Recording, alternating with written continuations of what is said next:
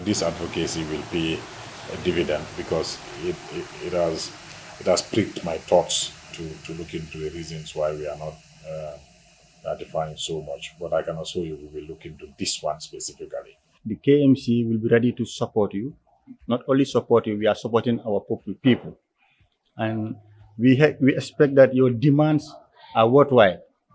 So this year, we adopted different ways and means of doing our campaign during the 16 days of activism.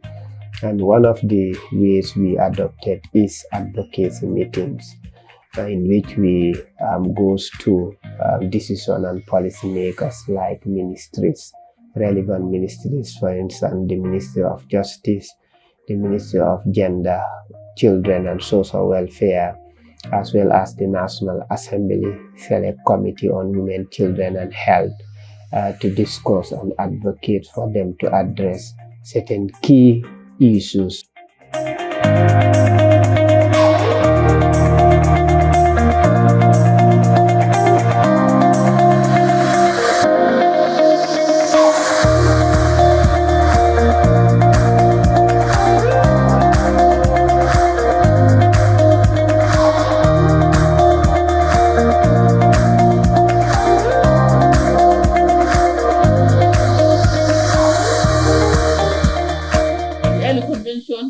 That one is long overdue. Yeah, because there's a lot of sexual harassment in the workplaces. And we are aware of this. And they must stop. In fact, I have discovered that there are a couple of other ILO conventions that Gambia have not ratified yet.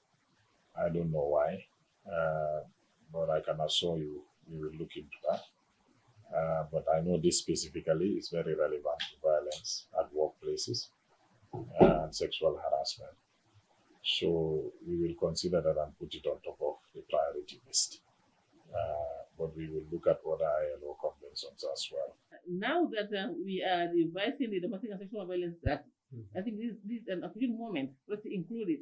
Yeah, once it is included in those, it will be easy to implement. The amendment process is on. We suffered a little bit of delay for the Sexual Violence Act, but we will take this into consideration when we get the amendment process back on track and see if we should be able to get a specialized court that will solve this problem, at least in the areas where the court is established. Because sometimes, even with the children's court, it's difficult because you are not able to have it all over the country quickly, because it comes with cost challenges, administrative challenges. Some of them will go to court and still meet strange people that have nothing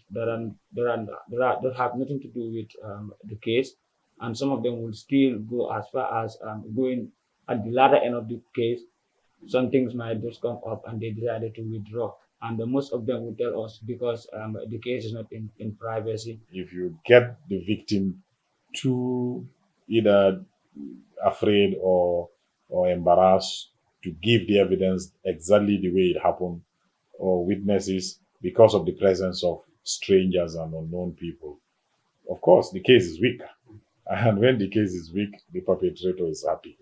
So we will look into that. For advocacy, I want to appeal and send a strong message to all the chiefs of the region, from Kalaji up to Komba South in Gunjur. I have no doubt that they will take actions, for most of them are highly experienced chiefs within the region here, that they cannot take light on issues of sexual violence happening in their areas. Because at the Ministry of Basic and Secondary Education, the child is our concern. That education should be allowed to continue, uninterrupted education. That's what our policy calls for. So we are part of you. The advocacy will also continue. We do our little best. We are a legislative body. We make laws. We approve budgets. We conduct advocacy. Basically, these are the key statutory roles of the National Assembly and its committees, or its oversight committees. But the practice that is now adopted by the National Assembly is to be encouraging ministries, agencies, and departments to be bringing their policies before the National Assembly for us to have the effect of law, not necessarily law, but the necessary support that it requires. Helping the women to be safe from sexual offenses in their workplace is very important. Really, we are just policymakers as National Assembly members, but I think you need to engage the security also so that we can have proper implementation of the laws. Regarding providing funds for the victims of human trafficking, I was not briefed about this before, and we will look at it. I will look at the acts closely and see the sources of the funding, because usually when legislations establish a fund, they will indicate the sources. I have no doubt the primary source probably will be funding from government, but I'm sure there will be other sources of the fund, which probably we can also pursue. About the fund, yeah, that's what already we are getting in the budget for next year. Okay. Yeah, we have already pushed and we are getting that in the budget. And I also want to say that we are very concerned about cases of sexual and gender-based violence. This is the reason why in our new structure of the ministry, we have a whole unit on gender-based violence.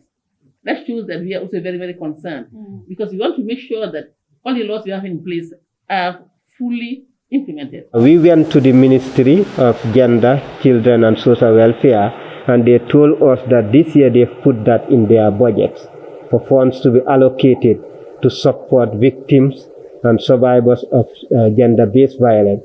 So we want you to consider that and support to ensure that that fund is approved.